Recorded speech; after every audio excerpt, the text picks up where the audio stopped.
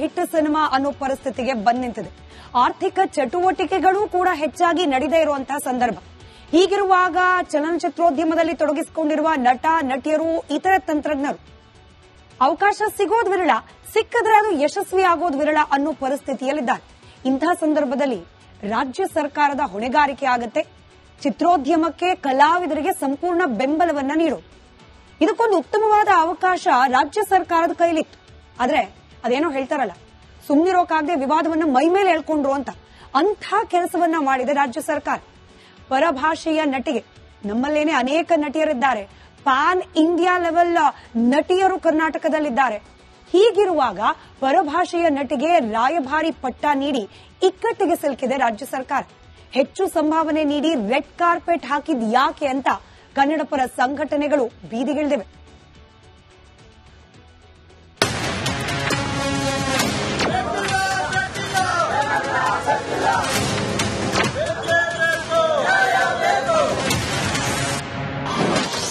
Mysuru sandal soap ರಾಯಭಾರಿ ವಿವಾದ.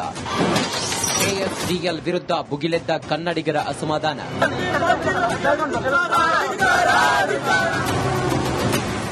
Milky beauty Tamanna Bhatia ಈಗ ಮೈಸೂರು ಸ್ಯಾಂಡಲ್ ಸೋಪ್ನ ರಾಯಭಾರಿ. 2 ವರ್ಷ ರಾಯಭಾರಿಯಾಗಿ ಆಯ್ಕೆ ಮಾಡಿದ ರಾಜ್ಯ ಸರ್ಕಾರ ನಟಿಗೆ 6.20 ಕೋಟಿ ರೂಪಾಯಿ ಹಣ ನೀಡಲಿದೆ. ನಮ್ಮ ರಾಜ್ಯದ ಸೋಪಿಗೆ ಅನ್ಯ ರಾಜ್ಯದ ನಟಿ ಯಾಕೆ ಎಂದು ಕನ್ನಡ ಸಂಘಟನೆಗಳು ಆಕ್ರೋಶ ವ್ಯಕ್ತವಾಗಿದೆ.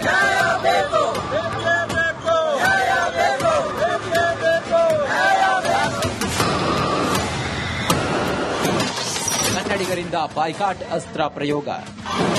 ಪರಭಾಷಾ ನಟಿಗೆ ರಾಯಭಾರಿ ಪಟ್ಟ ನೀಡಿದ್ದಕ್ಕೆ ಕಿಡಿ.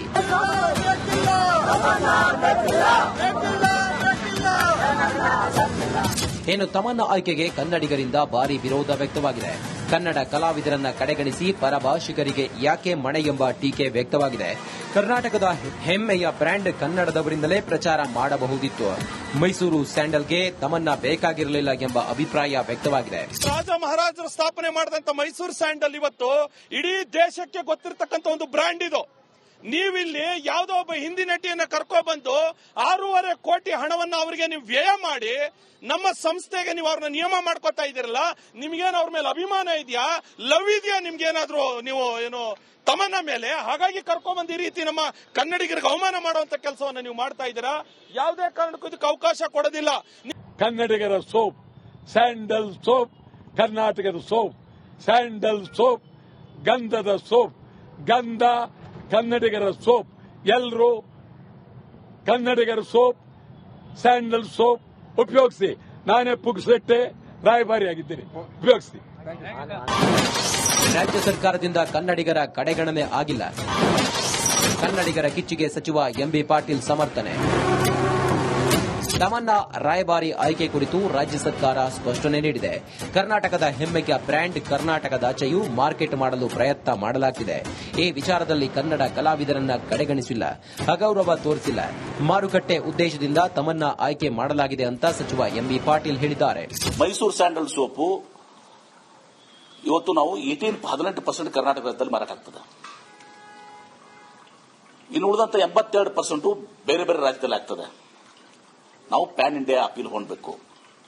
ಇದರರ್ಥ ಕನ್ನಡಿಗರು ನಾವು ಕನ್ಸಲ್ಟ್ ಮಾಡಿಲ್ಲ ಅಂತ ನೋಡಿದೀವಿ. ಎಲ್ಲ ಹೆಸರುಗಳು ಪ್ಯಾನ್ ಇಂಡಿಯಾ ಅಪೀಲ್ ಇದ್ದಂತ 5-6 ಹೆಸರುಗಳನ್ನ ನೋಡಿದೀವಿ. ಅವರು ಫ್ರೀ ಇರುವಂತಹದ್ದು ಮತ್ತು 2 ವರ್ಷ ಅವರು ನಮ್ಮ ಕಡೆ ಲಾಕ್ ಮಾಡಬೇಕಾಗ್ತದೆ. 2 ವರ್ಷ ನಮ್ ಕೂಡ ಅವರು ಬೇರೆ ಎಲ್ಲಿನೂ ಕೂಡ ಎಂಡೋರ್ಸ್ ಮಾಡಬಾರ್ದು. ಇದೆಲ್ಲ ಕಂಡೀಷನ್ಸ್ ಅನ್ನು ಒಪ್ಪಿಕೊಂಡು ಇವತ್ತು ಇದು ಮಾಡಿದವರು ತಮ್ಮಣ್ಣ ಭಾಟಿ ಅವರು 28 ಮಿಲಿಯನ್ ಫಾಲೋವರ್ಸ್ ಅನ್ನು ಹೊಂದಿದ್ದಾರೆ. 25 ಕೋಟಿಯಲ್ಲಿ ಕೇವಲ 18% ಕರ್ನಾಟಕದಲ್ಲಿದೆ. ನಾನು ಕನ್ನಡ ನೆಲ ಜಲ ಭಾಷೆಯನ್ನು ಗೌರವಿಸ್ತೀವಿ. ಅದನ್ನ ಉಳಿವಿಗಾಗಿ ನಾವು ಯಾವಾಗಲೂ ಬದ್ಧರಾಗಿದ್ದೇವೆ. ಬಟ್ ಮಾರುಕಟ್ಟೆಯ ಒಂದು ಸ್ಟ್ರಾಟಜಿ ಇಟ್ಕೊಂಡು ನೋಡಿದಾಗ ನನಗೆ ಕೇವಲ 2% ನಾರ್ತ್ ಈಸ್ಟ್ ಮತ್ತೆ ವೆಸ್ಟರ್ನ್ ಪಾರ್ಟ್ ಆಫ್ ಇಂಡಿಯಾದಲ್ಲಿ ನಾನು ಬೆಳವಣಿಗೆ ಮಾಡಬೇಕಾಗಿದೆ. ಗ್ಲೋಬಲ್ ಪ್ಲಾಟ್ಫಾರ್ಮ್ದಲ್ಲಿ ಅಂತಾರಾಷ್ಟ್ರೀಯ ಮಟ್ಟದಲ್ಲಿ ನನ್ನ ಹೆಜ್ಜೆ ಗುರುತನ್ನ ಇಡಿಸಬೇಕಾಗಿದೆ. ಈ ರೀತಿಯಾದಾಗ ಪಾನ್ ಇಂಡಿಯಾ ಬೇಸಸ್ನ ನಾವು ಒಂದು ಫೇಸ್ನ ಹುಡುಕಿ ಒಂದು ಕಮಿಟಿ ಮಾಡಿ ಕರ್ನಾಟಕದ ನಂದಿನಿ ಸಂಸ್ಥೆಗೆ ಅಣ್ಣವರು ಮತ್ತು ಅಪ್ಪು ರಾಯಭಾರಿಯಾಗಿ ಪ್ರಪಂಚದಾದ್ಯಂತ ಮೆಚ್ಚುಗೆ ಗಳಿಸಿದ್ರು. ಆದರೆ ಸ್ಯಾಂಡಲ್ ಸೋಪ್ಗೆ ಅನ್ಯ ರಾಜ್ಯದ ನಟಿ ಯಾಕೆ, ಕನ್ನಡದವರು ಇಲ್ಲಿ ಕಡಿಮೆ ಆಗಿದ್ದಾರಾ ಅಂತ ಕರವೇ ಪ್ರೊಟೆಸ್ಟ್ ಮಾಡುತ್ತಿದೆ. ಅಷ್ಟೇ ಅಲ್ಲ, ರಾಯಭಾರಿ ಒಪ್ಪಂದ ರದ್ದು ಮಾಡುವವರೆಗೂ ಹೋರಾಟ ನಿಲ್ಲಲ್ಲ ಎಂದಿದ್ದಾರೆ. ದೀಪ್ತಿ ತೋಳ್ಪಾಡಿ, ರಿಪಬ್ಲಿಕ್ ಕನ್ನಡ, ಬೆಂಗಳೂರು. ಕುಟುಂಬಕ್ಕೊಂದು ಹಿಟ್ ಸಿನಿಮಾ ಅನ್ನೋ ಪರಿಸ್ಥಿತಿಗೆ ಬಂದ್ ನಿಂತಿದೆ. ಆರ್ಥಿಕ ಚಟುವಟಿಕೆಗಳು ಕೂಡ ಹೆಚ್ಚಾಗಿ ನಡೆದೇ ಇರುವಂತಹ ಸಂದರ್ಭ. ಹೀಗಿರುವಾಗ ಚಲನಚಿತ್ರೋದ್ಯಮದಲ್ಲಿ ತೊಡಗಿಸಿಕೊಂಡಿರುವ ನಟ ನಟಿಯರು ಇತರೆ ತಂತ್ರಜ್ಞರು ಅವಕಾಶ ಸಿಗೋದು ವಿರಳ, ಸಿಕ್ಕಿದ್ರೆ ಅದು ಯಶಸ್ವಿ ಆಗೋದು ವಿರಳ ಅನ್ನೋ ಪರಿಸ್ಥಿತಿಯಲ್ಲಿದ್ದಾರೆ. ಇಂತಹ ಸಂದರ್ಭದಲ್ಲಿ ರಾಜ್ಯ ಸರ್ಕಾರದ ಹೊಣೆಗಾರಿಕೆ ಆಗತ್ತೆ ಚಿತ್ರೋದ್ಯಮಕ್ಕೆ, ಕಲಾವಿದರಿಗೆ ಸಂಪೂರ್ಣ ಬೆಂಬಲವನ್ನ ನೀಡೋದು. ಇದಕ್ಕೊಂದು ಉತ್ತಮವಾದ ಅವಕಾಶ ರಾಜ್ಯ ಸರ್ಕಾರದ ಕೈಲಿತ್ತು. ಆದ್ರೆ ಅದೇನೋ ಹೇಳ್ತಾರಲ್ಲ, ಸುಮ್ಮನಿರೋಕಾಗದೆ ವಿವಾದವನ್ನ ಮೈಮೇಲೆ ಹೇಳ್ಕೊಂಡ್ರು ಅಂಥ ಕೆಲಸವನ್ನ ಮಾಡಿದೆ ರಾಜ್ಯ ಸರ್ಕಾರ. ಪರಭಾಷೆಯ ನಟಿಗೆ, ನಮ್ಮಲ್ಲೇನೆ ಅನೇಕ ನಟಿಯರಿದ್ದಾರೆ, ಪ್ಯಾನ್ ಇಂಡಿಯಾ ಲೆವೆಲ್ ನಟಿಯರು ಕರ್ನಾಟಕದಲ್ಲಿದ್ದಾರೆ. ಹೀಗಿರುವಾಗ ಪರಭಾಷೆಯ ನಟಿಗೆ ರಾಯಭಾರಿ ಪಟ್ಟ ನೀಡಿ ಇಕ್ಕಟ್ಟಿಗೆ ಸಿಲುಕಿದೆ ರಾಜ್ಯ ಸರ್ಕಾರ. ಹೆಚ್ಚು ಸಂಭಾವನೆ ನೀಡಿ ರೆಡ್ ಕಾರ್ಪೆಟ್ ಹಾಕಿದ್ ಯಾಕೆ ಅಂತ ಕನ್ನಡ ಪರ ಸಂಘಟನೆಗಳು ಬೀದಿಗಿಳಿದಿವೆ.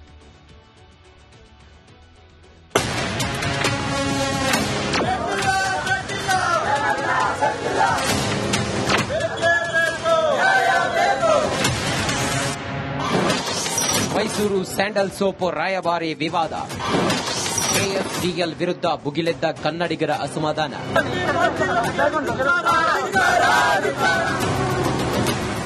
ಮಿಲ್ಕಿ ಬ್ಯೂಟಿ ತಮನ್ನಾ ಭಾಟಿಯಾ ಈಗ ಮೈಸೂರು ಸ್ಯಾಂಡಲ್ ಸೋಪ್ನ ರಾಯಭಾರಿ.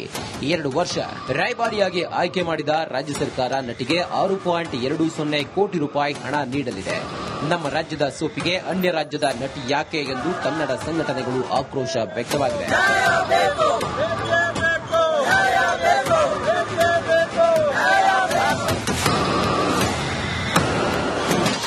ಕನ್ನಡಿಗರಿಂದ ಬಾಯ್ಕಾಟ್ ಅಸ್ತ್ರ ಪ್ರಯೋಗ. ಪರಭಾಷಾ ನಟಿಗೆ ರಾಯಭಾರಿ ಪಟ್ಟ ನೀಡಿದ್ದಕ್ಕೆ ಕಿಡಿ.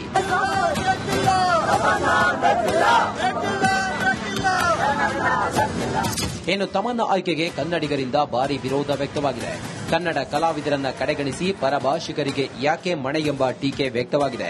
ಕರ್ನಾಟಕದ ಹೆಮ್ಮೆಯ ಬ್ರ್ಯಾಂಡ್ ಕನ್ನಡದವರಿಂದಲೇ ಪ್ರಚಾರ ಮಾಡಬಹುದಿತ್ತು. ಮೈಸೂರು ಸ್ಯಾಂಡಲ್ಗೆ ತಮನ್ನಾ ಬೇಕಾಗಿರಲಿಲ್ಲ ಎಂಬ ಅಭಿಪ್ರಾಯ ವ್ಯಕ್ತವಾಗಿದೆ. ರಾಜ ಮಹಾರಾಜರು ಸ್ಥಾಪನೆ ಮಾಡಿದಂತ ಮೈಸೂರು ಸ್ಯಾಂಡಲ್ ಇವತ್ತು ಇಡೀ ದೇಶಕ್ಕೆ ಗೊತ್ತಿರತಕ್ಕಂತ ಒಂದು ಬ್ರ್ಯಾಂಡ್ ಇದು.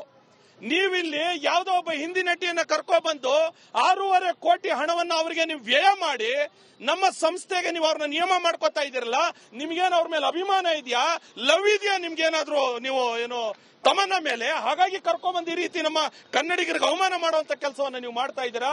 ಯಾವುದೇ ಕಾರಣಕ್ಕೂ ಇದಕ್ಕೆ ಅವಕಾಶ ಕೊಡೋದಿಲ್ಲ. ಕನ್ನಡಿಗರ ಸೋಪ್ ಸ್ಯಾಂಡಲ್ ಸೋಪ್, ಕರ್ನಾಟಕದ ಸೋಪ್ ಸ್ಯಾಂಡಲ್ ಸೋಪ್, ಗಂಧದ ಸೋಪ್, ಗಂಧ ಕನ್ನಡಿಗರ ಸೋಪ್. ಎಲ್ಲರೂ ಕನ್ನಡಿಗರ ಸೋಪ್ ಸ್ಯಾಂಡಲ್ ಸೋಪ್ ಉಪಯೋಗಿಸಿ. ನಾನೇ ಪುಗ್ಸೆಟ್ಟೆ ರಾಯಭಾರಿಯಾಗಿದ್ದೇನೆ, ಉಪಯೋಗಿಸಿ. ರಾಜ್ಯ ಸರ್ಕಾರದಿಂದ ಕನ್ನಡಿಗರ ಕಡೆಗಣನೆ ಆಗಿಲ್ಲ. ಕನ್ನಡಿಗರ ಕಿಚ್ಚಿಗೆ ಸಚಿವ ಎಂಬಿ ಪಾಟೀಲ್ ಸಮರ್ಥನೆ. ತಮನ್ನಾ ರಾಯಭಾರಿ ಆಯ್ಕೆ ಕುರಿತು ರಾಜ್ಯ ಸರ್ಕಾರ ಸ್ಪಷ್ಟನೆ ನೀಡಿದೆ.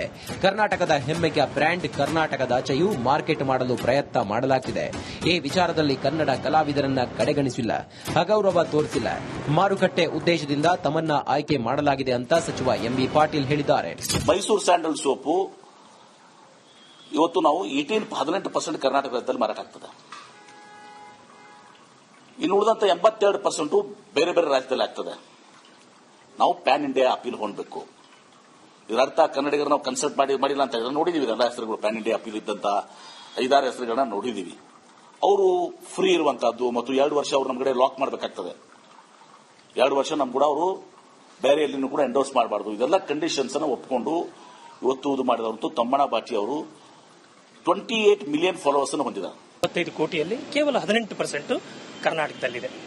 ನಾನು ಕನ್ನಡ ನೆಲ ಜಲ ಭಾಷೆಯನ್ನ ಗೌರವಿಸ್ತೀವಿ. ಅದನ್ನ ಉಳಿವಿಗಾಗಿ ನಾವು ಯಾವಾಗಲೂ ಬದ್ಧರಾಗಿದ್ದೇವೆ. ಬಟ್ ಮಾರುಕಟ್ಟೆಯ ಒಂದು ಸ್ಟ್ರಾಟಜಿ ಇಟ್ಕೊಂಡು ನೋಡಿದಾಗ ನನಗೆ ಕೇವಲ 2% ನಾರ್ತ್ ಮತ್ತೆ ನಾರ್ತ್ ಈಸ್ಟ್ ಮತ್ತೆ ವೆಸ್ಟರ್ನ್ ಪಾರ್ಟ್ ಆಫ್ ಇಂಡಿಯಾದಲ್ಲಿ ನಾನು ಬೆಳವಣಿಗೆ ಮಾಡಬೇಕಾಗಿದೆ. ಗ್ಲೋಬಲ್ ಪ್ಲಾಟ್ಫಾರ್ಮ್ದಲ್ಲಿ ಅಂತಾರಾಷ್ಟ್ರೀಯ ಮಟ್ಟದಲ್ಲಿ ನನ್ನ ಹೆಜ್ಜೆ ಗುರುತನ್ನ ಇಡಿಸಬೇಕಾಗಿದೆ.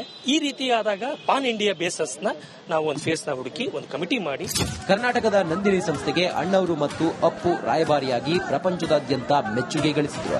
ಆದರೆ ಸ್ಯಾಂಡಲ್ ಸೋಪ್ಗೆ ಅನ್ಯ ರಾಜ್ಯದ ನಟಿ ಯಾಕೆ, ಕನ್ನಡದವರು ಇಲ್ಲಿ ಕಡಿಮೆ ಆಗಿದ್ದಾರಾ ಅಂತ ಕರವೇ ಪ್ರೊಟೆಸ್ಟ್ ಮಾಡುತ್ತಿದೆ. ಅಷ್ಟೇ ಅಲ್ಲ, ರಾಯಭಾರಿ ಒಪ್ಪಂದ ರದ್ದು ಮಾಡುವವರೆಗೂ ಹೋರಾಟ ನಿಲ್ಲಲ್ಲ ಎಂದಿದ್ದಾರೆ. ದೀಪ್ತಿ ತೋಳ್ಪಾಡಿ, ರಿಪಬ್ಲಿಕ್ ಕನ್ನಡ, ಬೆಂಗಳೂರು.